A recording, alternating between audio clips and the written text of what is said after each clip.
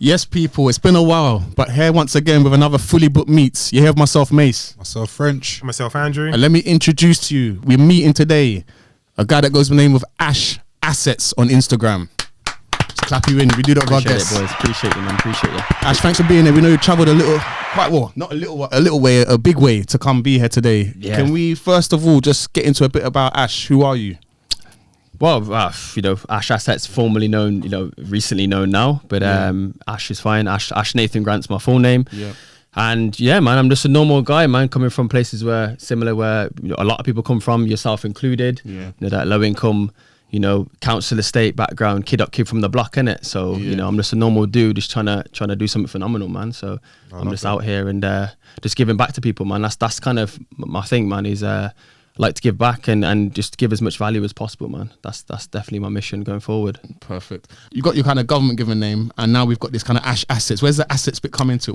Tell us a bit about that. In all fairness, that wasn't even really that much of a deliberation. It was more I stumbled across that because, again, we'll go into a little bit of it, but my main kind of philosophy behind this is that not everyone's going to be an entrepreneur. We understand that, right? Not everyone's built that way, and that's cool. And there isn't one way to skin a cat, but I do believe everybody has the ability and should take the responsibility to become either an owner or an investor. That's kind of my thing. So that's where the name kind of come from. Is like be an asset more than anything. It's not so much we get onto owning and having assets, but yourself is the first asset. You everyone's born with greatness. No one's born, we have this advantages, but we have the ability to be great. Everyone has that. So that's where that, assets only comes from. This is be the first asset, you know what I mean? And then continue to build assets only from there. Mm-hmm.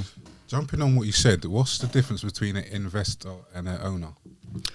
So an investor, I would say, is someone who's looking for opportunities, and again, they operate in the premise of buying assets or acquiring assets more so. So an investor will look for opportunities, whether you're a short-term investor, you've heard the word trader, or a long-term investor. I mean, that's my premise, and that's what let's see the word teach. I'm not a financial advisor in any way, disclaimer out there, but I don't tell people what to invest in or what to do. It's just more equipping them with the skills that were never out there, in which were hidden from us for so long. Blessed now that we have social media and we have we're doing things like this today where we're sharing value with each other, where you can pick up a book and you can watch a video and you can get some real insight, which back in the day, people of our colour, we weren't even allowed to see that information, let alone try finding the book that it had it in. You know what I'm saying? So, sure. And there's a real salacious kind of quote that was said. I can't remember who said it, but if you want to hide something from a black person, you hide it in a book. Mm-hmm. And it's a true thing. Even to this day, like, I mean, our reading age of a black community is well underdeveloped as well, and people don't read enough, and that's one of the things I definitely an advocate of. On the other side as well, being an owner, again, in many ways you can. We know first land, being a landlord. Again, key skills. We can go into and go a bit deeper into that. People of not just our colour, but just people generally need to kind of look into and aspire to start doing more than just doing a bit more than the average. And it's quite attainable, very attainable. You don't have to be a super smart person that's been to an Ivy League school. This information's out there and it's applicable. So what are assets? Because you've got assets only. What would you describe as assets? So in layman's term, an asset simply is, something that brings you money or creates money for you and creates cash flow. Whereas on the opposite, the flip side, a liability, which most people, the consumer will acquire more liabilities than assets. So a liability is something that's taking money out your pocket. Simple as that. So an asset brings money in or produces, and a liability takes money out your pocket or the household. Okay, cool. Before we go any further, because we want to know more about you. We want to know about your journey. We want to know about your background, how you got to this place to putting a name saying assets only in your top. You clearly didn't start from there, because none of us have started from this position that we're in now. So, of course, like, let's give us a little bit about your background. What was your upbringing like, and where are you from? So originally born and bred Coventry, and yeah, man, city boy, been around the block. Luckily, never got into trouble. Great childhood, man, if I'm honest. Looking back, I had a conversation with my brother on the way here, actually, my older brother. And we had a bliss childhood, man. It was nice. Both parents in the household. At the time, very rare for someone of my colour. Yeah. You know, it was a lot of white kids and Asian kids on the street with married parents. Although my parents were never married, they operated in that manner. Unfortunately, we lost our dad. Well, I was 6 when we lost dad, so he was only in his early 50s, man. And yeah, man. I appreciate it, man. But yeah, we lost him, and you know, from there, you know, mum was operating like many as well. And, you know, low income, you know, council estate, single family. I'm one of 4 as well. Okay. Cool. So I got 1 sister, 2 brothers. And yeah, man, just watching my mum struggle pretty much like most of us, man, growing up. Although, like, I never went without, you know, it wasn't a case of, you know, we couldn't eat and things like that. I don't want to paint that picture. But, you know, looking back now, it must have been hella hard for him, man. You know, me growing up, I just know that I'd close my back. I had some designer clothes, I had toys, I had the latest console whenever it come out. And my house was always the place to come. Number 20 on the road, man. The kids would always come. The small bit, the big back telly would be there, Dreamcast, you know, all them ones there, bringing back the nostalgia, man. And yeah, everyone was around the house, man. I was the first on the road to get Sky Digital, so I was looking like I'm nice, you know what I mean? Like, that's rich. I was, back then, I thought I was lit right now, you know what I mean? Until I went to secondary school, though, I realized, like, okay, there's levels to this. They're like, I meet my Caucasian friends now. You know, they were what was called the middle class at the time, innit? So they're in their 200 and 300 grand houses. They got 2 whips outside. So I'm seeing this, and I'm like, yo, this is a whole different thing. I think I'm living nice. You know, it was never like a comparison thing. There was, it was just nice to experience both sides, because again, I had love in my household. I had everything I needed. Things I had, you know, that kind of that controlled environment, and it was nice to obviously have friends that were a bit more wealthy or well off, or seemed to be at the time. We don't know anyone's circumstances, but it was nice to have that polarity, man. And yeah, I think growing up, like I said, just watching my mum kind of just struggle, man, and just work multiple jobs. Okay, so I'm gonna pause you there, just because there's like this story, not your story, but this story of the kind of council estate, kind of mum working 2 jobs. We've heard it numerous times, and on numerous occasions, I've heard of people who have, you know, said from 14, 15, I was hustling, help myself, but also to help mum, help the family household. You're saying you had love in your household. What kind of prevented you going down that route, and potentially going down a kind of a route where you might have been sentenced or convicted for any kind of crimes, where you were trying to just better your family's life? Yeah, I can answer that. And quite simply, yeah, if I'm honest, I've always been a student of observation. I'm great at observing things generally, even to this day. And luckily, say luckily for the misfortune of my older brother, I watched him do a lot of silly stuff. So I'm just watching the blueprint laid out in front of me, and I'm seeing like, okay, this is the way it can go, innit? And this is the only way it can go. Otherwise, I got to kind of steer away. And again, we'll get to it as well, but one of the key rules in investing is, just because you can make a move doesn't mean you should make a move. So with my brother, it was either like, just because I'm not doing exactly what he's doing, it's probably better just to do nothing and just be observant of what he's doing, and rather just keep kind of plodding along in at least it's in the right direction. So I seen what could happen, you know, police turning up 3 a.m, kicking the door down, taking him in, and, you know, him doing stuff on the road and etc. And just kind of, I've always kind of watched from an outside view. I've seen a lot of mad stuff, and also just the fear of either had that happening to you on the reverse, or the best case scenario, getting locked up, and what the implications are. So that was very easy for me to make that decision. It wasn't even like a deliberation, man. And let's be honest, like as a kid, you know, 12, 15 years old, I didn't have a need for making peas, you know what I mean? I'm just playing football, so I don't need to be on the road like making bags, you know what I mean? I was nice just kicking the ball and in my Pumas, you know what I'm saying? So it was easy for me to make that decision, man, if I'm honest. Cool. And in terms of your mentality, what you were growing up, and like, just because obviously now you're talking about assets, you're talking about liability, you're talking about investments. Was that always throughout the kind of course of you growing up that you had this in your mind, or have you learned this? Did you have friends who kind of taught you a certain way of moving? Yeah, I've always had like a greatness mindset or abundance mindset. I've always believed that everything is of abundance. Over time, you know, those visions kind of dissipate or get shadowed over the time. But it's always been in the back of my head that I knew my potential. I knew I was, you know, able to achieve great things. Yeah. But yeah, growing up, definitely, my first influences with it all was actually, I remember having a sleepover at my friend's house, and it was his birthday. I remember it like yesterday, and I remember he had a bunch of toys and gifts and things, but one of the gifts was like a card, and from one of his family members, and it was they bought him shares in a company. Okay.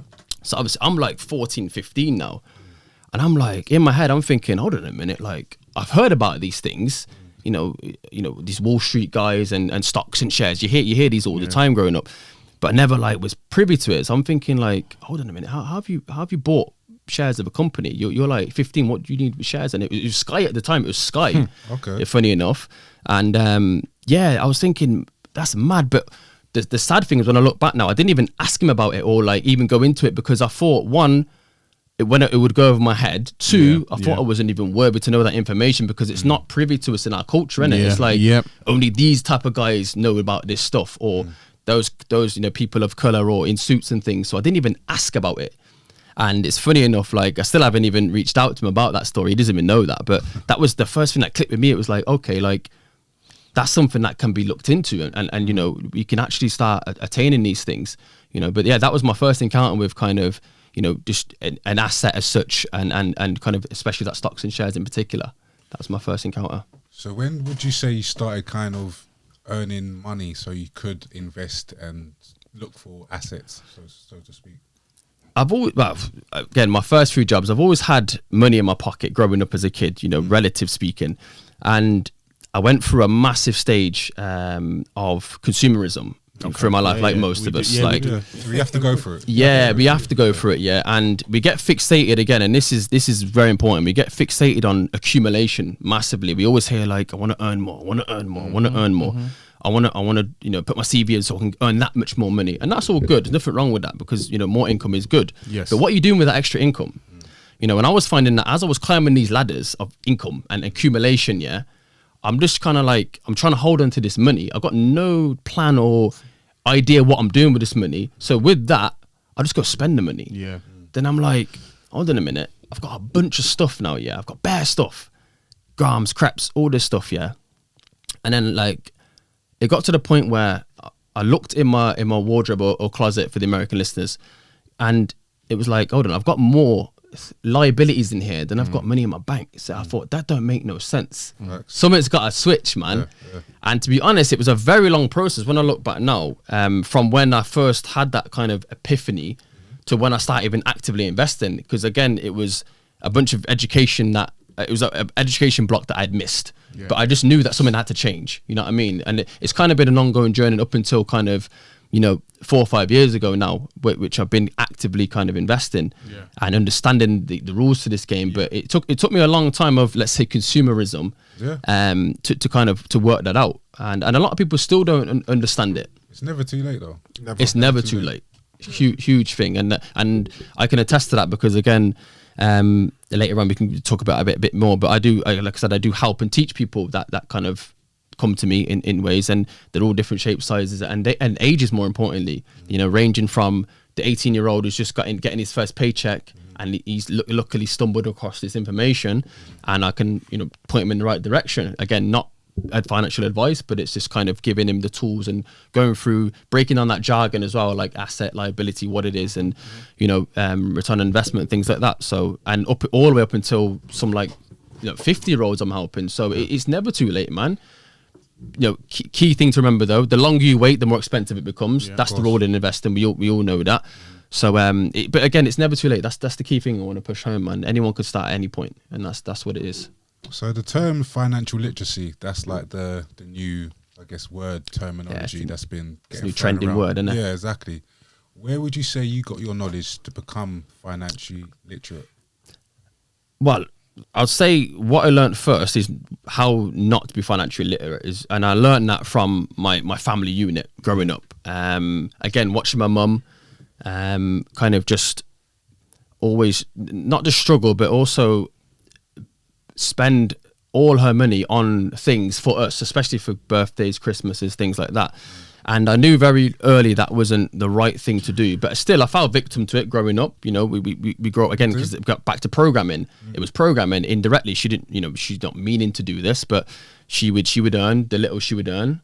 You know, she would spend, and when she ran out of money, she'd put the rest on credit and then work out a way to pay it back. And it just a never-ending cycle, because by the time you've paid up, you got to re-up again in Christmases again.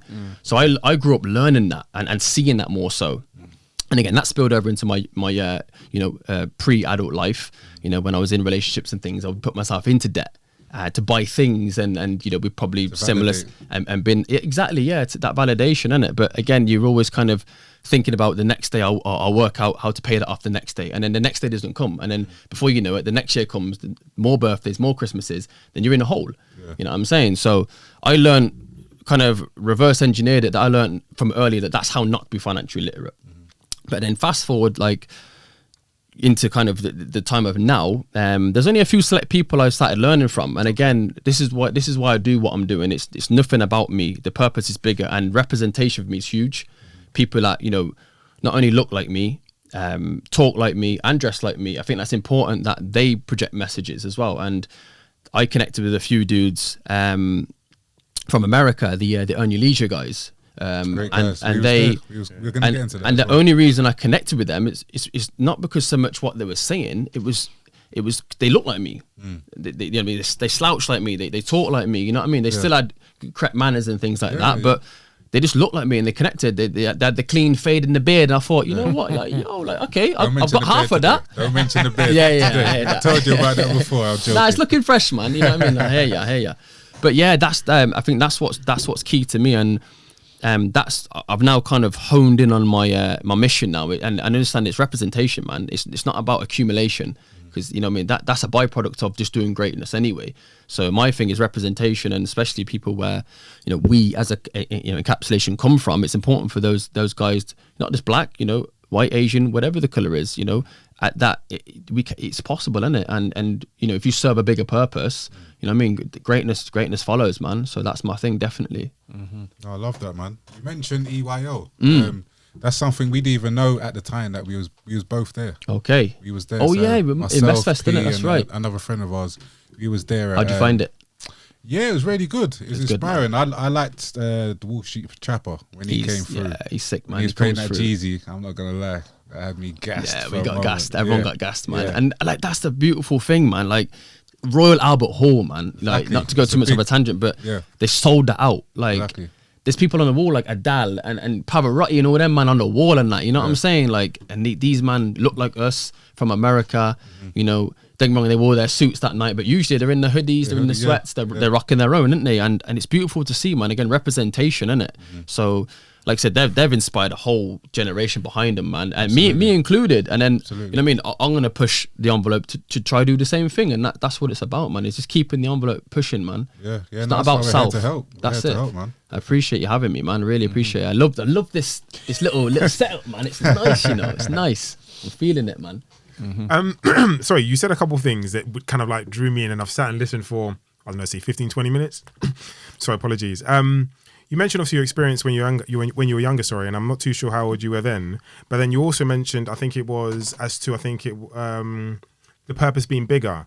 And with myself, I feel I know what I want, and I've always known what I want, and I may keep it to myself, but I'm very, very clear what will take place eventually for me, whether it's at the age of 50, 60 or 75.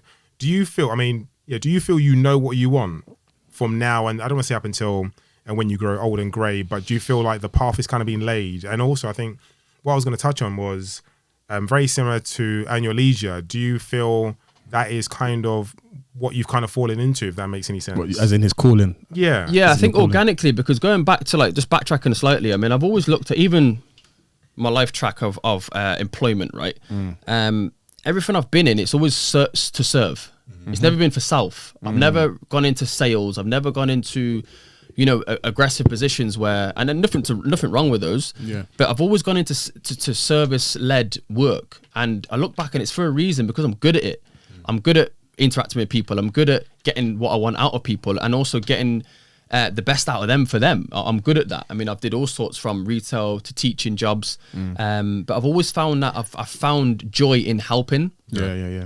You know, we've been all had dead end jobs and all sorts like that. And when I look back at like some of the dead end jobs I've had, they were either, you know, they weren't teaching focused, or they were very self or very isolated jobs, and I was always miserable, and I always ended up moving on. But the service led jobs, I've always excelled in those, and either gone up in ranks or just had joy generally at the position. And fast forward to now, I just find that like talking about things I'm passionate about, like I've got confidence in it, and I feel like I can impact people, and I know I can impact people with what I say. And again, it's drawing out the greatness in them. It's not telling them the stats of what you can do with this investment, this, that, and the other. You know, that's kind of the subject matter, but the actual message is drawing out the greatness in people, and that's what I find I'm all right at doing. Like I've always been good at doing that. So that's definitely you know, kind of to round off the question is definitely my purpose. Definitely is to get as much out of people as possible. Sometimes at the expense of myself as well, which we can go into as well. But yeah, that's definitely my one-on-one focus, 100%. Cool. I don't want to skip over anything, but I know because we spoke already before here, there was a point that you was pretty much doing like a lot of, I guess, body training and things of that Correct. nature. So what was the transition? Yeah, so I got into training when I was about 18. Funny enough, it was on Christmas Day. I was 18. I just got a new Adidas tracksuit, Firebird one, black and gold. Come on. And I was ready to just hit the gym, innit? And man didn't have no P at this time, and I was, I was brokey, innit? And you know what? I had a little change, and I think the gym there was a posh gym in it. I think the Village Hotel is a posh gym in it. Yeah. You know, nice gal and that. And so I went there with the man them, and it was £12 for 12 days. So I thought, you know, okay. I'm gonna get my soul, and then I'm gonna max this 12 days out, twice a day, everything, because there was a limited time in it. So I'm banging out. I thought I had 24 sessions, bang it out. And yeah, man, that got me going, and I hit the bug in it. And I've always had my small friendship group since kind of reformed, but at the time there was 4 of us. I was always the smallest guy, skinny guy. But even back then, like, I've always had a long-term mindset because I always knew physically how I was going to look. Sounds mad. And when in 2013, right, I won. I used to compete as well. I went into competing, and I won the British finals for men's physique, the whole of Britain. So.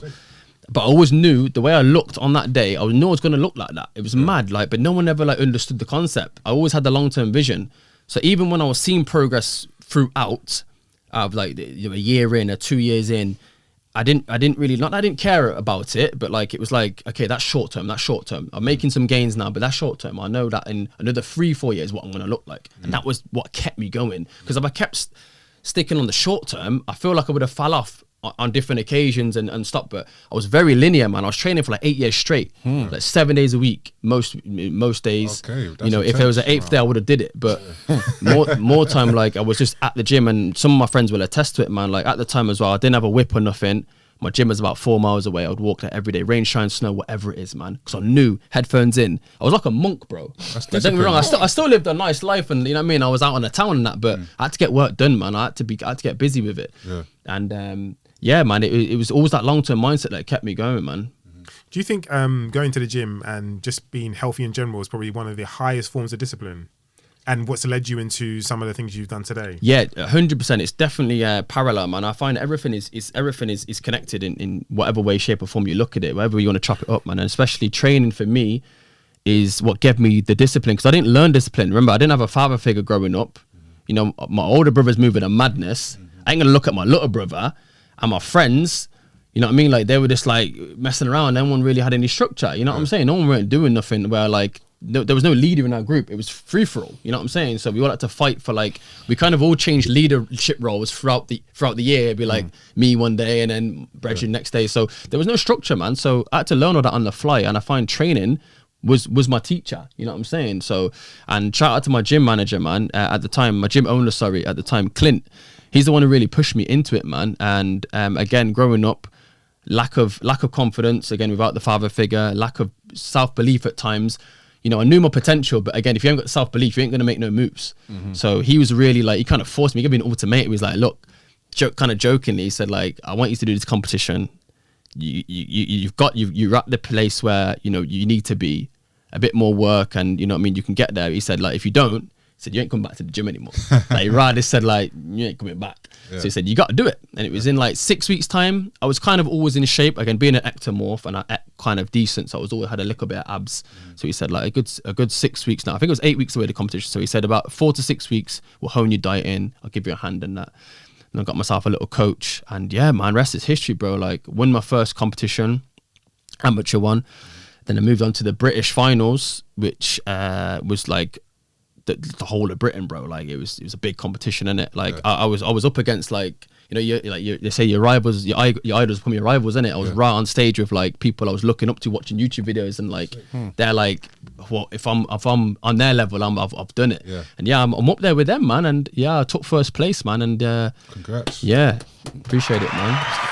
And then that took me across to travel around Europe for a little bit. Went to Madrid, did the annual classic there. Didn't place as well. I think I got 6th there out of 100 and something. 130 odd on the stage. It was a bit mad. Yeah. Then I come back for like I had a few years off actually competing, and I come back for 2015, and I think I got, what did I get there again? I think I got 6th or something out of that then. But yeah, man, it was just a bit of a journey. But back to your point, definitely discipline is the foundation of it all, man. 100%. And it gave me that. I always say fitness is my savior, because it gave me that lifeline, man, to kind of keep on the track long term. Is my whole ethos, man. And people, especially like nowadays on social media, and you know, we're fighting for attention span. People haven't got the attention span of anything anymore. They're looking at TikToks, you know, with the next thing, 30 seconds they're swiping. But I think it's so important just to not overlook long term, man, because you're going to need it in the long term anyway. You're going to need it when you're older. You know what I mean? So. And how old were you when you were doing these competitions?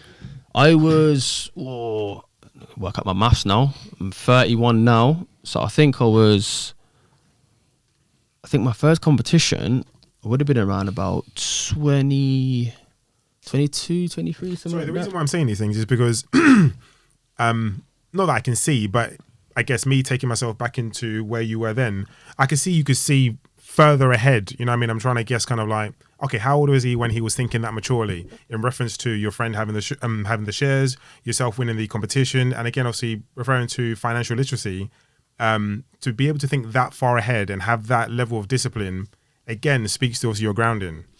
And also the influences around you as well. So obviously, French has spoken to you, I don't see at length, but he's had some form of conversation. So I'm kind of like trying to pick apart in some reference or hear some bits and pieces as to what was around you that was allowing you to take all this information in, or even the discipline itself, because it's very difficult to be self-disciplined. Very, very difficult. Especially in this time we're in now, we've got so much opportunity, so much choice. You know what I mean? It's a frenzy, man. Like, Choice and distraction. It's crazy, bro. And just speaking on a distraction as well, that's the biggest killer of like dreams, man. It's like just grey scrolling. Even that, like I've eliminated grey scrolling.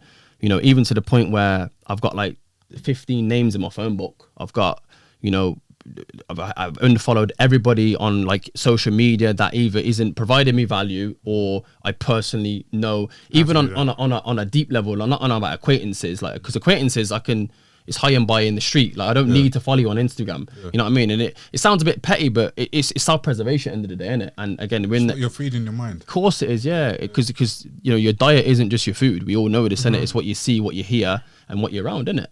But back to your point, definitely.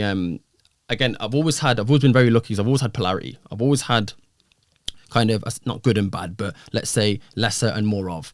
So just to give you perspective in what was around me. So again, all of us growing up where I'm from, you know, low income, same background. We all know the story, council estate, and not much going on. You know, information isn't abundant, and you know we only know what we know. It's, you know, get a job, hope to earn some money, get by. That was what Mumsy was saying, innit? But then on the other hand, I had a group of friends which were like super entrepreneurs, super rich at a young age. Like I'm talking like 16 earning 35, 40 bags a month money. You know what I'm saying? Not to be pocket watching, but that was the facts of it. Yeah. And not to name drop or anything, but going forward, those guys turned out to become the Gymshark owners. So you know, they were a big part of my life for a huge chunk of it in my pre-adult life, in my teens growing up. Still great friends with them now. I'm to this day. One since moved on from Gymshark. The other's still there as the active CEO. But yeah, that was definitely around me. And even on a day-to-day, I'll travel to their factory 3-4 times a week sometimes, help them with a bit of work, but more so just absorb what they're doing and the greatness they were producing at such a young age. And I was there at its, you know, infantile stage from the jump. You know, they started in a conservatory in their parents' back garden and built this empire, man. And I was you know, effectively a part of it, not building it, but day to day I seen the operations, I seen what it took, you know. Not to the lack of, you know, I didn't, you know, go off and make my own Fortune 500 company, but it was just having the access which is mad important. Like people pay for that nowadays. You know what I mean? Like to even like we've seen that. You know, would you take 500k or sit down with Jay for a dinner? You know what I mean? So it was kind of I had that dinner with them. You know what I mean? I learned a lot about business. Not enough though, not enough. But I want to stress. But I learned a lot, man. And like I said, back to the point where I'm an observer, man, and I observed a lot. And yeah, I took a lot of gems, man. But then, like I said, I had that other side, which was very much like had a ceiling. You know what I'm saying, and kind of stagnant. But that's what definitely kept me. I would say in the middle ground. I've never always been at a forward completely momentum. I've had my dips. I've had my peaks and valleys like us all. You know, I'm very human, but I'm very blessed to have access to those groups of people, and that's me going forward. Now I only really focus on people that are either, like I said, it's a value exchange where we're building each other, or you know what I mean, we're learning from each other. That's I mean, it's too short otherwise, man. You know what I mean? Life's too short for that, man. You know, all the times of sitting on the corner talking about sports and that, like it ain't really getting anybody nowhere. You know what I mean? Like, or at least if you're gonna do that, monetize it and make a show or something, do something about it. You know what I'm saying? I'd say, I mean, from my point of view, some of the stuff you're saying really is like hitting home, because with me, I'm very fortunate and have been very fortunate in that, similar to yourself. So my parents were around, both of them. Break up, ended up single mum, me and my mum. And that was at quite a critical time in my growing up, kind of high school times when, you know, you're meeting friends, you could fall into the wrong crowds. I was very fortunate in that I had a generally good group of friends around me. So even little things, well, not little things, but small things in comparison to life, such as at 17, they were starting their driving lessons and wanted to get driving. So I kind of followed suit. And actually now I'm like, wow, 17, I passed my test, have my driving license. What a blessing, because there's people now that are like late 20s, early 30s trying to get their driving sorted now. Yeah. So now those same friends, some of them have inspired me because they've gone on multiple properties, for instance, or they've started to do investments in terms of trading and stocks. And even though I'm not at that level yet, it kind of inspires me to want to get involved. Of course. Do you know what I'm saying? Yeah. So even like we're to the point where we say assets only, I've got a couple properties, so you know what I mean? And it's my mindset and thinking like that, because my father, he's never owned a property. Right. My mum, we lived, the way it worked back in the day is, so we lived council estate, then got a council house. Yeah. And then same way. Yeah. Yeah. And then what happened was, at the time, I don't know if it was the Thatcher era, but there was an era, because my mum's explaining this to me, in that council properties were needed quite desperately. And my mum was working, and because she was earning enough to be able to pay back a mortgage but didn't have a deposit, at the time the council were doing this incentive. The council that we live in, anyway, the borough we live in, or I lived in, were doing an incentive whereby if you found a property, they'll give you the deposit, the 10 grand deposit, and then for you to put down so that you can go and buy your own place. Right. So that's what happened with my mum. Okay. And that she managed to buy a house, bought that house for like, I think maybe 78 grand. It's worth 450 grand now. Yeah. But even things like that, when you talk about ownership, I was like, okay, so that kind of triggers something. But then my group of friends around me were just moving like boom, boom, boom. I said, I almost like not keeping up with Jones, but I got to keep up. These are my boys. And if of course. Do you get what I'm saying? So I'm it's with the you, bro. same way whereby if your boys all doing out there, you know, steaming shops or whatever, you're likely to just be involved in that at a young age, especially if you haven't got really someone to inspire you, look up to. And more time out of boredom as well. Like, there you go. You know what I mean? Misdirection is key, bro. And not to cut you off, but on the back of what you're saying with the ownership thing, I remember, again, I don't remember the date, but I remember the day my nan passed away, right? And we were all in this yard, terrace house, you know, 3-bed thing. Bare cousins, bare aunties, you know, uncles you ain't seen in time, you know, them ones there. You know, we all meet up for a funeral, innit? It's about 45 of us in this yard, gram up. And she's in the bed now. And I thought, like, one of the first things I thought, was no one ain't gonna own this house. And I'm like, what was I? I was like 19 or something like that. Yeah. I know no one else is thinking it. And I thought, that's sad, you know, like she's been here all her life, you know, paid all this money, rent, all this and that. Yeah. She's integral to this house, isn't it? She's like ingrained. And it's like, none of us in this room here are gonna own this house. Out of 45 people. Yeah. And it's like, that ain't right, man. Like, as a community, and that happens across the board, I could imagine, innit? Facts. Council house gets repossessed, it's back on next week or something. Someone's in there, you know what I'm saying? Revamping it. And I thought that needs to be pivotal, man, pivotal for our people, man. Like, not just a color thing, but our communities of people. Like, we need to start even pooling our assets or pooling our cash together, and the buying power increases. I mean, our buying power in the UK is multi-billions, bro, like consumer wise. So why are we not accumulating and pooling our money? You know what I mean? So like, it's something that I think I'm optimistic, man. I think it's gonna happen eventually. It's already happening a lot in America. It's again with the EYL guys, they kind of shine light on that as well. They push pooling assets a lot, and you know, whether it's to buy commercial, residential property, whatever it is. But we need to definitely hit home with this, man, especially our people over here. Because I was reading not long ago, and black ownership's only at 20% in this country at the minute, opposed to white, you know, British wealth is at 68%, bro, of home ownership. It's a big disparity, isn't it? It is, but You know we're starting, as you said earlier, maybe off the recording mic, but we're starting from a starting block, and they're starting from the starting block, and we're starting from We're in the behind stands, man. Yeah. So that doesn't sound like it's unrealistic at the moment, but again, we're all here today to shine light on financial investments, and That's it. to I guess to become financially literate and become financially free. That's what we're here to do. Yeah. Without delving too much into your own personal detail, or you know, personal assets, liabilities, at what age or what point did you kind of decide to invest in an asset, or begin your kind of, you know, I don't know if you've owned stocks or invested in stocks? At what age did that happen, and have there been any kind of bumps in the road where you've actually thought, actually, no, I shouldn't do this, or anything like that? Yeah, massively, man. I mean, to answer the first kind of encounter of real and kind of investment was actually back in like 09, maybe 010. Okay. I had a trading app plus 500 at the time.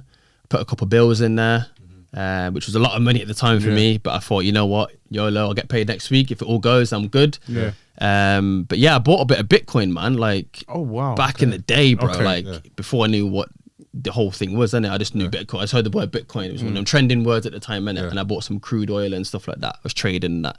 I remember making like a bills a day. Well, one day I was making a bills. I was like, yo, what? Like a bills? So obviously, you know, greed sets in. You think, okay, I made a bills. I can make 2 bills. Yeah. You know, I don't know what I'm doing, innit? And then obviously it goes down to like £70 rather than like, it was like a 170 and it went down to like 70 or 60 or whatever, and I'm getting shook. So obviously I panic sell, innit? Yeah. Lose money. Yeah. So first lesson, you know. Fast forward, obviously I bought a few Bitcoins. I can't remember the number. I mean, I'm not gonna, you know, get a hot take or give an exact amount. It was like 4 or 5 Bitcoins or whatever at the time, whatever. Didn't know what they were. Again, like sold them off. You know, again the miseducation of knowing what they were, the value, you know, potential, and losing that long-term mindset of what it could potentially be, because I didn't understand the asset class. I just thought it was I treated it like gambling, you know, more time. So I was more time just like an accumulator on sport, innit? So that was kind of my first encounter, like 18, 19, kind of that area. Fast forward again. Did you have people around you in your inner or kind of wide circle? We had a group of us.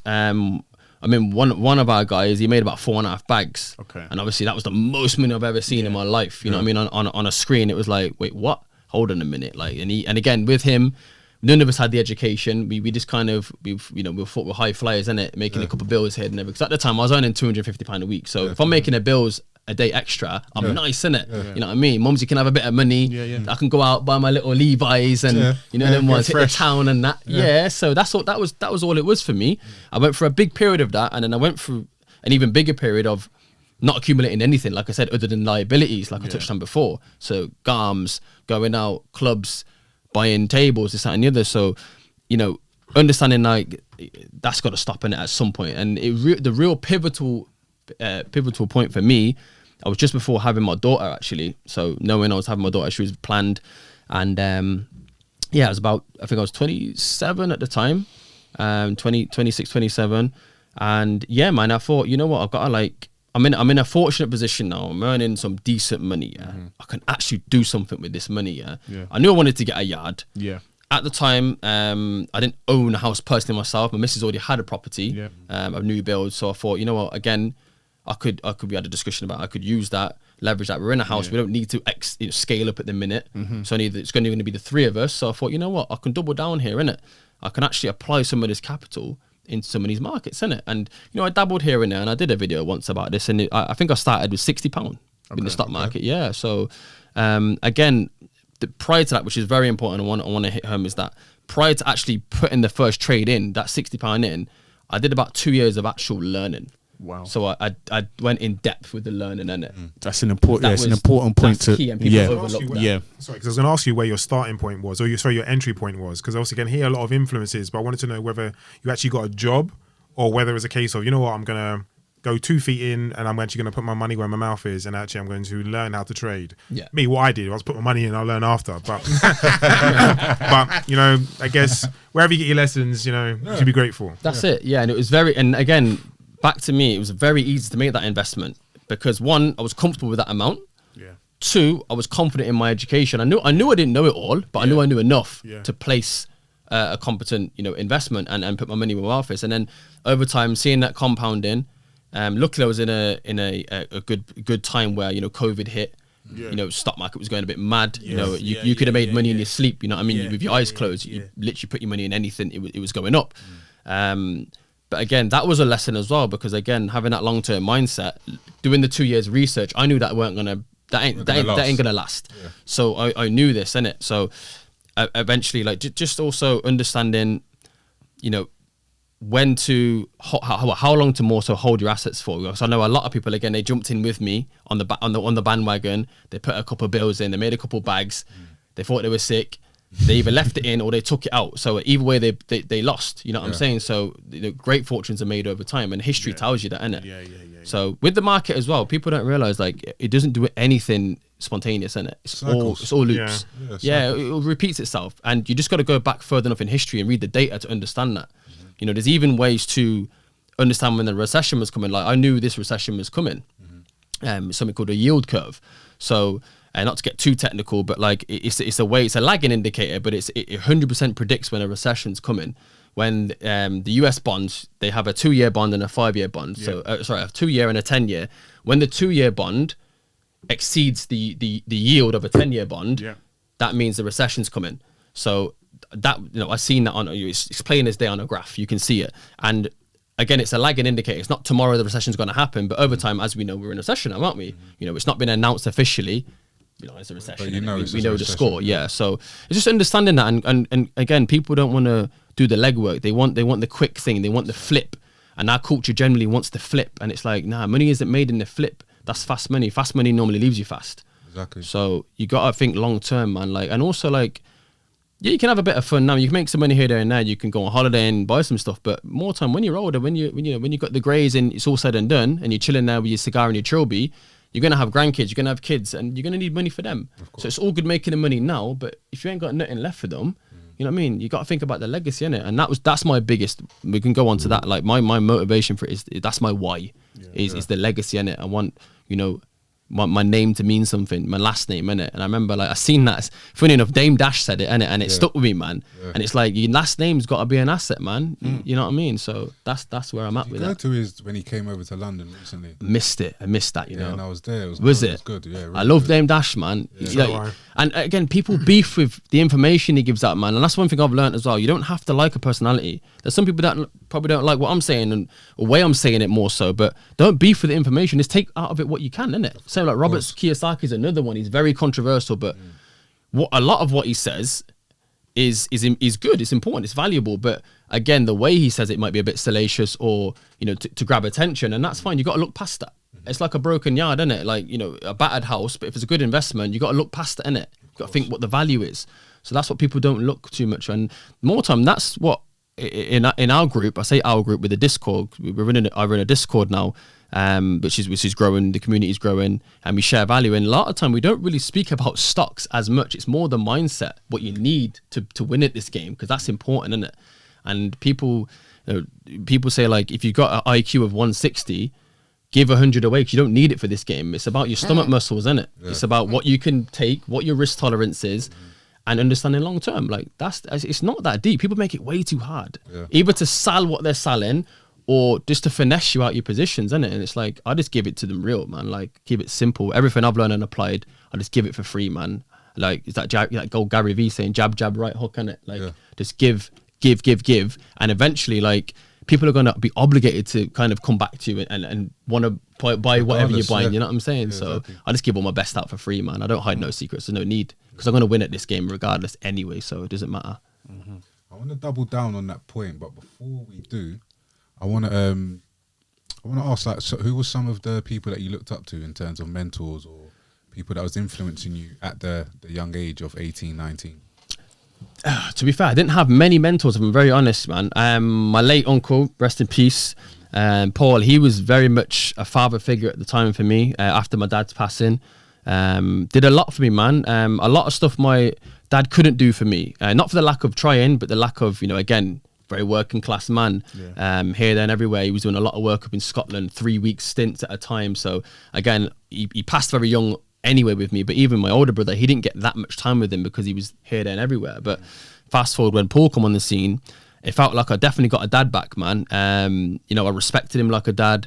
He treated me like a son, and even just the normal things which sounds foreign to people, but taking me to football, taking me here, driving me where I needed to go, and connecting the dots for me, rather than me figuring out a lot, teaching me, how he treated women and stuff, like just observing him, again back to that, observing how to operate as a man, you know what I'm saying, when to say no, and little things like that which are very important, man, which I try and instill, which I'm going to be instilling in my son as soon as he starts coming of age. It's just how to operate as a man, innit? Like, there's a lot of talk about masculinity and things at the minute, and it's very important, man, and it's not about too much about these gender wars. It's just important that men need to have that masculine quality in them, and command a certain way. They need to be, and sorry, more so kind of respecting people and how you operate through life and how you navigate in your relationships. We went through an era of very much like, I'll call it like sucker shit, man. Like there's just dudes doing mad stuff, man, and like not operating like men.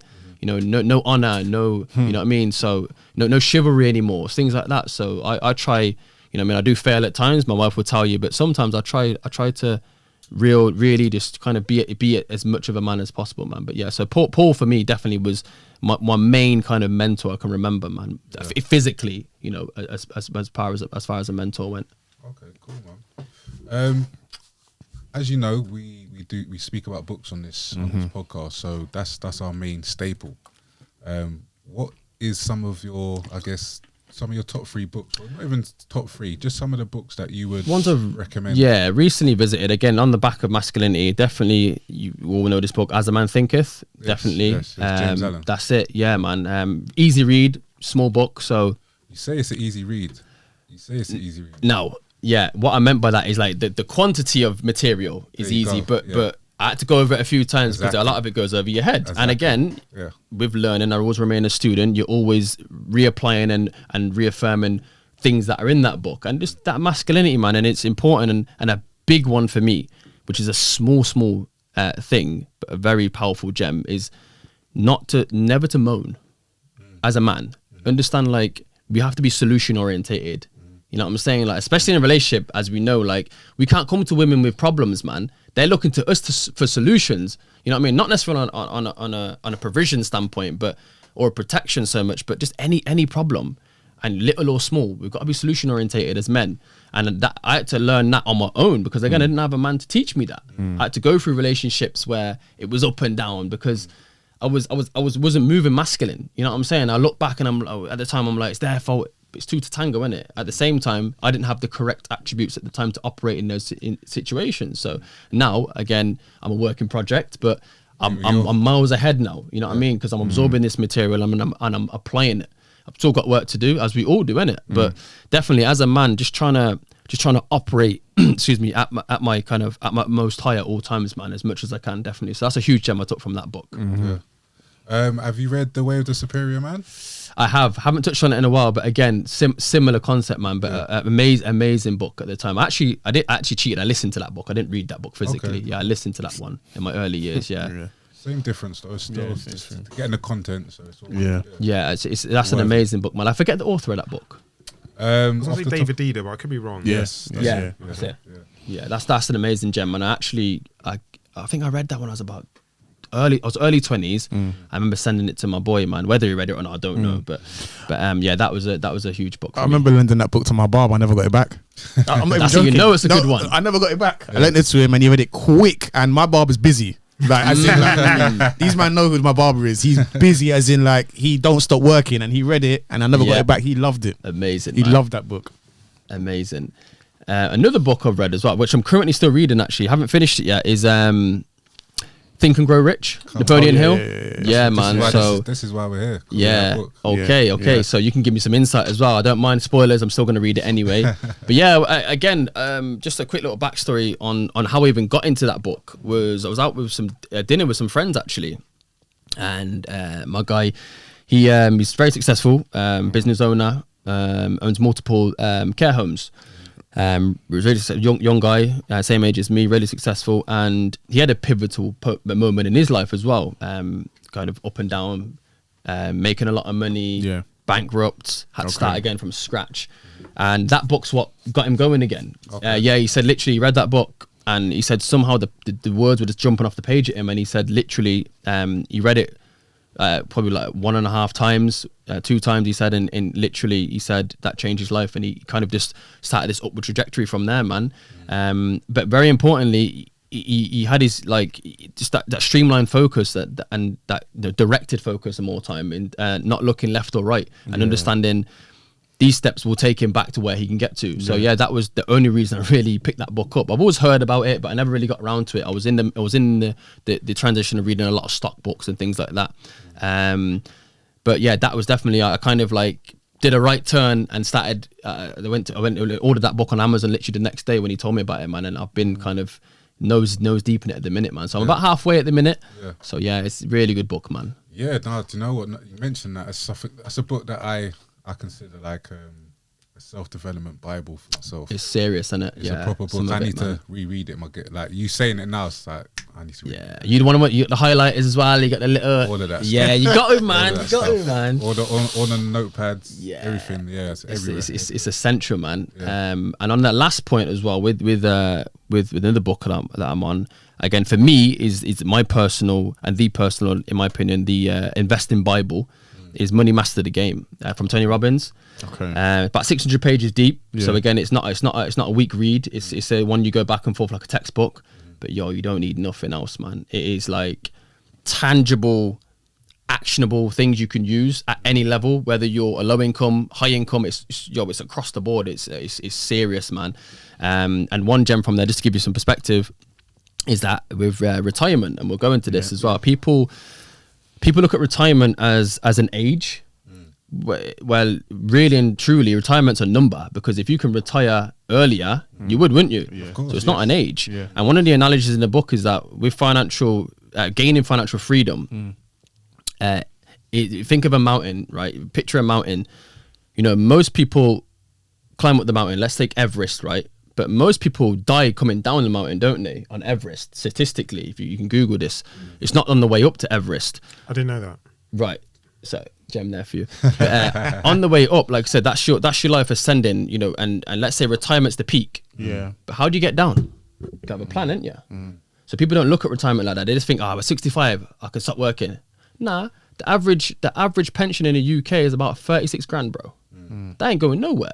You know what I'm saying? So like, people haven't got a plan to come down the mountain, and that's the easiest way to look at it. Like, financial freedom is an ongoing journey. There's no destination with it. You know what I'm saying? You've got to get to the peak first. Retirement's the peak. Let's say you're 65 or whatever it is, or sooner if you can. But down the mountain is important. Like, if you're not actively working or got cash flow and assets producing you income to cover your expenses, and like you said, you're going to have kids that follow you, you're going to have grandkids, you're going to look to help and support them, as well as your own. If you're lucky, your spouse and yourself are still alive and you still want to live a certain lifestyle, you got to have income, you got to work these numbers out. And I've had a lot more insight recently into that with my financial planner. I went to my wealth management, and I'm looking at restructuring my life insurance currently, and we'll touch on that. Yeah. And he was asking me a bunch of questions, man, and he made me think a lot about, firstly, people always have to understand the number you need for your life insurance as well. Yeah. So you need to understand what's the money for, break down the whys again. What do you want your kids to have if you want them to own a house? Do you want them to, go to uni, education? And we literally went down, I won't go through the numbers as such, but we went through literally penny to penny, like where this money would go.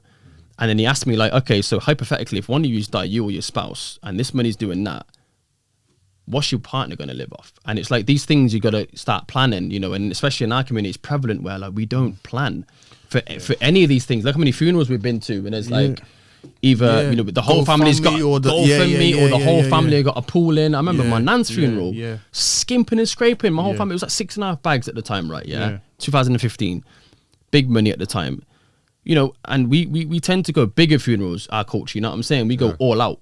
But like no one ain't got the P to pay all out. We were skimping and scraping, and you know what I'm saying, and it doesn't need to be that way. So like I feel like life insurance should be a staple. And Yes. I'm not an advisor. I'm not advising people on what plans to do. But I always say, look into life insurance, people. Even before you even start touching stocks and that, I said, look, especially as you're looking to build a family or you've got a family currently, and if you haven't got life insurance in place, you're doing your family a disservice. Yeah. Because it's instant wealth transfer. Yeah. You know, that's the way I look at it. Yeah. It's almost like free money. More To time, an extent, yeah. yeah. And it's just protecting the downside, man. And Yeah, again, with me, which is important as well, which has helped me with my mindset. I've always had that long-term mindset, but also on the side of that, I've always had defensive mindset. So always protecting downside. And an analogy as well, like I'm sure most of us played football growing up. Yeah. I always say with people who want to get into investing, you understand your investing personality. What's your risk tolerance? You know, what are you willing to handle? What can you take? What can you visibly see on the screen? You know, what number is going to be too much for you if it's going in the red? And I always say, like, start with, like, if you played football, whatever sport, what position did you play? I was either centre mid or up front. Okay, so you might be a bit more risk adverse. You know what I mean? You can do a little run now and again, assist or bang a shot. Whereas me, I was a left back, right? I was a right back. And that's what I'm saying. So I can tell with your demeanor or your energy, you're more risk adverse. Yeah. You know, you're not into the mad crypto and doing the madness. I can tell that by the way you are, because it's mirror image. Yeah. So like for me, I'm very much like I was a left back, but now and again I'll bust a little run up the wing, cut in and lick it up in top corner now and again, and that might be a little bit of a trade here and there, and that's cool. But I understand my risk tolerance. Yes. You know, on a scale of 1 to 10, 10 being your YOLO, 1 being like you're shook. I'm kind of like a 6, and that's cool. Like everyone's different, but you've got to understand what personality you are, because if you get into this game not understanding that, it's gonna chew you up, man. Because you're gonna see some numbers some days where like you ain't gonna like, and you got to be able to stomach it. Like my brother just sent me a picture, a screenshot with like an emoji laughing, because he's seasoned investor. He's like 15 years deep, and there's 180 bags negative in his account, and he was like, this is the time I'm gonna buy more then. I'm cool, but most people can't do that. You got to understand who you are, innit? And there's no right or wrong in this. That's why investing is beautiful, because it's for everybody. There ain't no criteria for this. You don't need to be particular or come from a certain background or like a certain risk tolerance. You can do, it's you know what I mean? The playground's your pitch, innit? So that's why it's beautiful, man, and everyone needs to get involved in it, man. Talking about getting everyone involved, what would you say some of the most actionable steps for someone that is starting from scratch, that has no knowledge of what we're talking about whatsoever? Where could they start from? So firstly, a few good sources. Again, like I said, if you people like us that come from our background, people you want representation that look like us, dress like us, talk like us. The EYL guys are great, man. You know what I mean? That they're great. They have, they're very one-on-one. You can go all the way back in their content. Investopedia is also a great site. That's more or less the. Before we go any further, EYL's Earn Your Ledger for those that aren't aware. That's correct. Yeah, earn your leisure, whichever way you want to say it. Them guys are amazing, man. What they're doing for the culture, for this, they're global now, man, and it's expanding at a crazy rate. So their guys are really kind of break down it into layman's terms, again into actionable steps, and they don't just talk stocks. They talk all sorts of real estate. They talk hip-hop as well. That's it. They break it into. That's it, and that's what I try to do as well, is break that barrier and bring some analogies that people can relate to as well. You know what I'm saying? So I sometimes chuck in a bit of sport here and there, or just personal experiences that most of us have been through, man. Because we've all been in situations where we've had more month left than money. Facts. You know? Yeah. You know what I'm saying? So like, very important, man. So like, it's and that resonates with people instantly. Like that's hit you in it, where you thought back to the times where you're like, So, yeah, I know. and one's them overdraft days, you know, one's there. So like I said, I just try to reach people on a personal level now, and I've understood that's kind of where I need to be with it as well. Is that's how you're gonna get, because it is a science to this. Yeah, there is a science. You've got to emotionally switch people on. Because you can't tell them all the facts and the figures every minute, because that's hypothetical, isn't it? You can show them a bunch of money it's still hypothetical. It's physical there, but they need to know the framework behind that. You know what I'm saying? And it starts here, man. But also you got to get them in there, and that's how you encapsulate people is triggering them with emotion, whether it's trauma, whether it's a personal experience, whether it's a happy or a sad experience. But that's definitely my focus going forward, man. Yeah, putting a bit of sugar with the medicine. That's it, man. Yeah. That's it. What was you gonna say, Pete? So no, I was going to say, I mean, I've been meaning to say this for a while. Is there somewhere where you actually learnt to coach? I mean, because again, I don't know if I've asked many questions, but I've been just listening for the past, 45 minutes. And again, very easy to listen to in regards to your experience and Appreciate it, I man. guess your message as well. So is there somewhere where you learnt to coach?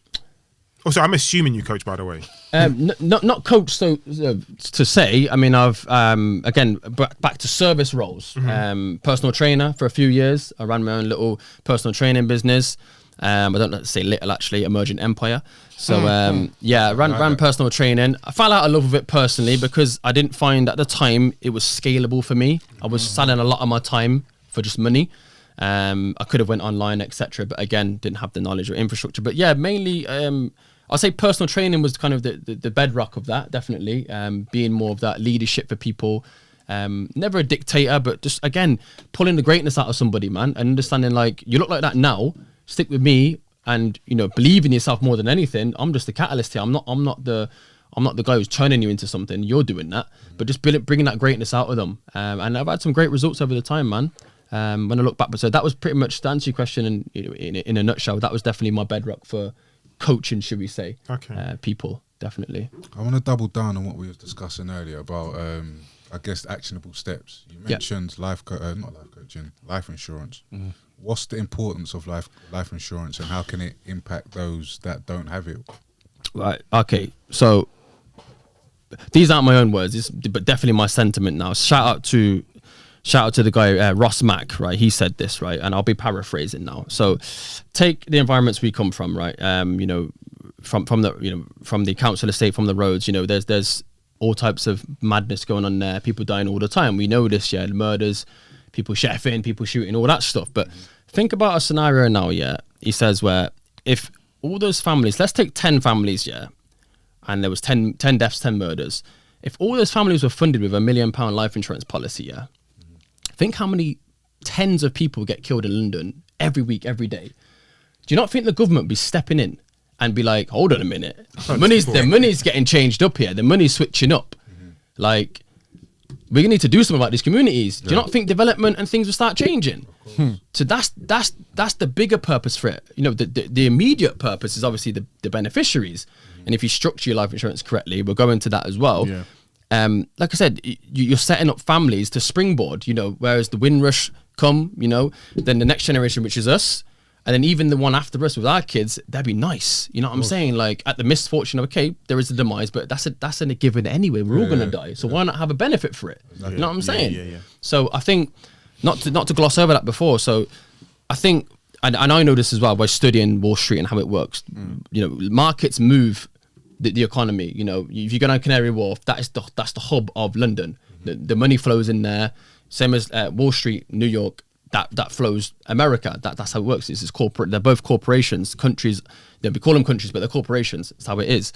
So if you got these communities now, hundreds of houses are getting funded, and they're paying out 500, even 200 million here, there, and everywhere. That's a lot of money flowing, isn't it? Where's this money coming from? Something's got to change. The government are going to have to restructure something. Communities, there'd be more police will be around. There'd be more funding generally because they'd be forced to. Whereas now, they're banking on people like us not getting funded, and not even, it's not even to the point where we're even relying on applications. We're not even applying. Yeah. Most of my family aren't even funded on life insurance, and it's baffling. Like, I've told them about it and all that stuff, and you can't force no one to do anything. But the good thing is focusing on the good. I've helped a lot of people navigate life insurance, and even, again, I'm not an advisor. I don't know it all, but I just talk from what I've done personally, and I said, look, that's what I've done. Lay it out in front of them, and if you want to do that, look into it. At least get a professional to advise you. Look into it, and most of them, that I personally know have got funded now. And even if it's 100,000, 200,000, it's all relative to what you can afford a month to pay your premiums. But it's important, man. And they said to me, all of them say the same thing to me. They can sleep better at night knowing that if tomorrow some idiot runs into them and they get licked down or they go in a car crash or whatever it is, touch wood, they know that the kids have got a bit of a springboard. You know what I'm saying? And the mortgage is paid, and there ain't no worry. But when we grew up, funerals weren't like that. Funerals, you know what I'm saying? It was GoFundMe. It was donations. It was skimping and scraping, man. Finance thing, and it's it ain't the way, man. It doesn't need to be that way. That's the more so. That's more so. So to touch on that, that's the importance of it. You know, that's the thick and thin of it, man. It's hugely important for us. When you look at the type of things we spend money on per month and the minimal amount you need to spend on life insurance or critical illness cover or both per month, it's like It's parents. do you know what I mean? It's a not bottle a of lot. Hennessy. Yeah. It's not long. It don't make sense. Do you know what I'm Yeah. saying? And one funny thing as well. So I don't know if you guys are familiar with TK Kirkland, comedian from Yeah. because he does these little like Vlad interviews and all the rest of Still it. watching But them. yeah, but one of them he says, "You guys out here banging in the streets, and you ain't got no life insurance. And you risking your life every single day. It's That's real. gonna be Come on, mad. come on, Vlad. Real, bro. We gotta school them on here, Vlad. Yeah, It's real, just, man. It's just, I know he breaks it down, like, but it is But real. that's it. Yeah. That's the message. That is the message. That's the first thing you should be doing if you're banging in the streets. It's real. And like again, back to I glossed over slightly, but one of my huge influences, which I didn't mention, was non-physical, was music. And again, I've listened to all genres, you know, but I've always gravitated towards Nipsey Hussle, always from the day dot. And I've recently, the past few years, been breaking down his lyrics, and a lot of the stuff went over my head. But now I'm open to it. Now my mind's more open to it now. Yeah, you're aware. And one of his lyrics where he says, $1 million life insurance on my flesh. And I thought, yo, he's saying it in plain sight. Like, we need to have life insurance.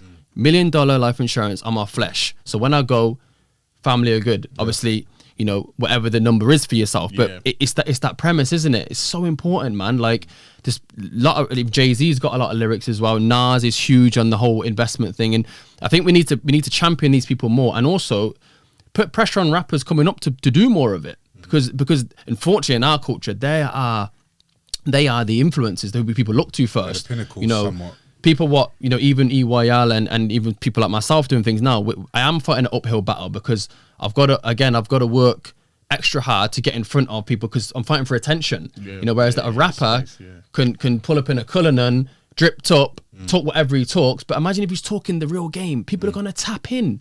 So I think it's madly important, man, for these artists, and also it's not for the lack of him not wanting to do it to look cool. They just haven't got the education. They haven't got it themselves, and it's up to people like, you know, even people like myself and that to tap in with these people and connect with them and give them some game, so they can push it forward because they've got the platforms for it, and they're at an obligation to do so. I feel, man, you know. Yeah. So I think it's important, definitely. Yeah, it's a community drive. I think each one teach one. 100%. Those that don't know can't produce any action. So for those that do, obviously, as you said, you're got to tap in. You got to make sure that they got that. Yeah, it's so important, they can man.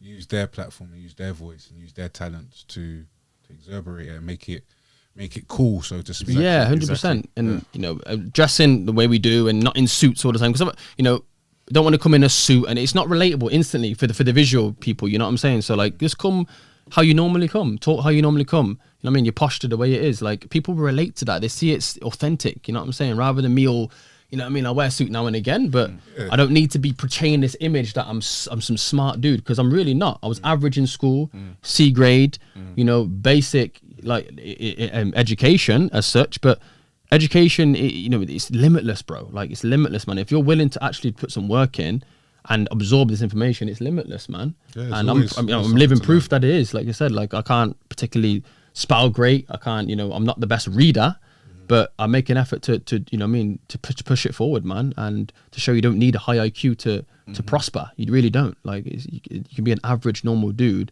and do a bit more than the average person. You know what I'm saying? And that's what's important, man. Definitely. You mentioned something about restructuring the life insurance. Could you explain a bit more what that is? Yeah, again, so personally with me, only speaking on personal some circumstances. So how basically your life insurance will work is it still can be a taxable event. So let's say you're in a partnership or a marriage, whatever it is, and say now I pass, there'll be no taxable event on my benefit, but as soon as my wife passes, it'll be taxed at the highest rate, which would be 40%. Yeah. So the way to, let's say, avoid that, tax avoidance and not tax evasion, two different things, but is to set up a trust. You can set your life insurance up in trust. So a trust, simply, again, to break it down in layman's terms, is an invisible agreement between me, the settler, with you, the trustee, and the government can't regulate it or touch that money. It's an agreement between two people, which is invisible, and that allows transferring of assets, whether it be liquid cash, real estate, stocks, whatever it is, as a non-taxable event, literally. So very simple to set up. Within life insurance, it's actually free to do so. It's just an option you have to opt in for. It's not a price. With your assets, though, separately, like your houses and things like that, there is a threshold. I believe it is, I think, 325k, in which, not to set a trust up, you need kind of that amount for a trust to be beneficial for you, kind of in assets. So that your primary residence, that would be cash, stocks, whatever on the side. So my advisor said to me anyway, about 325k is kind of your threshold, which is worth you having a trust. So then obviously when the assets passed over to your beneficiaries, that would be no taxable event that would take place. So again, over time, you'd say kind of like a pay-as-you-go system, where your trust, as you restructure it and it grows and more assets pile into it, you'll pay more fees and over time. So it's just more of a an active, let's say, holding for your assets to transfer to your family, basically. So very, very simple to set up. Like I said, it's just having the knowledge to be able to do so. But it depends on the size of your trust. Obviously, the price will increase over time depending on how many assets you've got. So in a nutshell. Sorry, I mean, we're discussing life insurance, and and sorry, we discussed obviously it being not a pittance, but it's not very expensive life insurance. So No, not at all. what would you say is the smallest thing you can kind of pull in together with, in regards to, sorry, I forget the term you used, I wrote it down. Pulling money together, sorry. So as a community, What's the smallest thing you would advise? Because there's some people who believe the barrier to entry is quite high when really it's not. Okay, cool. So that's another thing why I push stocks. First of all, I'll circle back to your question, but with stocks, again, you the perfect term you use is barrier to entry. I started with stocks because it was the lowest barrier of entry. You know, we know with you're going to get a real estate property or whatever it may be, there is stipulations of, you know, there's levels to it. There's credit, there might be initial payment, deposits, and things like that. There's all different stipulations. With stocks, there's no regulation. I don't need that to have a particular credit score. I don't need to have a particular budget. Different brokerage is different. There may be a minimum of £250 to start with, but effectively it's the smallest barrier of entry. So that's why I always push people into stocks first, because you're instantly, as soon as you press buy on your stock brokerage account, you're an instant owner. Instantly, you're part owner of that company. And that's a concept people have got to take seriously and understand. Like, yeah, it may be one share or maybe a fraction of a share, but you're still an owner. You're further ahead than you were yesterday. And I had this discussion, I spoke to you about the Uber driver I spoke to leaving from InvestFest. And literally from the journey from, is it Kensington, Royal Albert Hall, isn't it? Up until my apartment in Southwark, I literally converted him into an investor in that period of time. Yeah. So it's like 40-minute drive. I made him get the app out. He signed up there and then. And he funded his account with like £500 there and then off what I told him. And I said instantly, like, and I said for him, Uber driving, similar to yourself, it was a passive thing he did, which was easy to get extra money. And I said, he works as well. And I said, you can literally use this surplus of cash you don't need and invest, because that's all this game's about, is get income, limit expenses, and that gap in between, you invest that gap. That's all it is. Yeah, that's your leverage. That's all it is. So I literally converted him into investor between that period of time of traveling, and just pressing buy instantly, you are instantly an owner. And that's why stocks are so important, because they're super liquid. So even if turmoil hits and you need money out your account, it will hit your account in like 2 hours. So if you sell, and you can liquidate that money instantly, so you ain't got to wait for a property to sell. Properties aren't liquid. Exactly. They're important. They're super important to have, and it's part of everyone's financial planning to have some level of land or property or real estate. Yeah. But stocks are instant, and a platform, no kind of paid advertisement here, but a platform I advise people to use is Free Trade, because it's super simple. It's what it says on the tin. It's free to trade, and you can buy something called fractional shares. So you don't have to buy the whole share. It's down to budget, isn't it? So if you can only afford £30 a week, and I've got some people in my group that £30-40 a week conservatively, and I said I showed them what you can do with that, and they're all in, but they're buying fractional shares, so a fraction of Apple here, there, and there. So you put the £30 in, it would give you the amount of shares fractionally for that cost, for that value.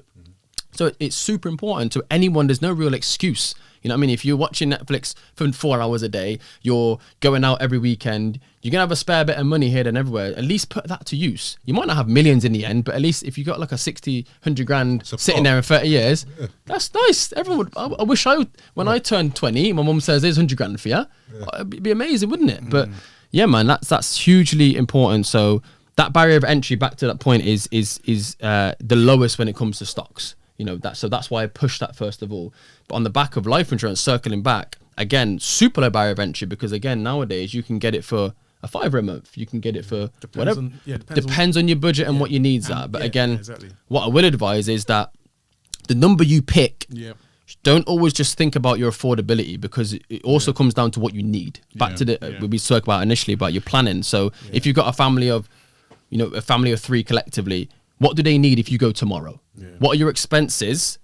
They say the rough calculation is whatever your expenses are monthly to run your household, minus your luxuries and things. So your car, your house, your food bill, schooling, things like that. Work that out annually, and times that by between 7 and 15. So that's kind of a gauge of what people would need to live off if the spouse can't work and the other one passes. So that's just a rough kind of guide that my financial advisor advised me on. So just to kind of hopefully that answered a bit of the question. See, I've got life insurance and critical illness, but I didn't get I kind of spoke to friends. I didn't really get proper advice. So what you're giving me is actually good, because I can go back and I'll look at mine actually. My policy, and I'll kind of, so thanks. Basically, that's all good. That's what we're trying to do, man. Push it forward. Like I said, I'm not an advisor. It's just things I personally do. So I can only speak on that. I don't like theory, and I'm not a philosopher and all that stuff. And the have could be's and whatever it is. I just speak on what I do and what I'm continuing to do. And that's what I do in my Discord. I give them updates in real time of what I do.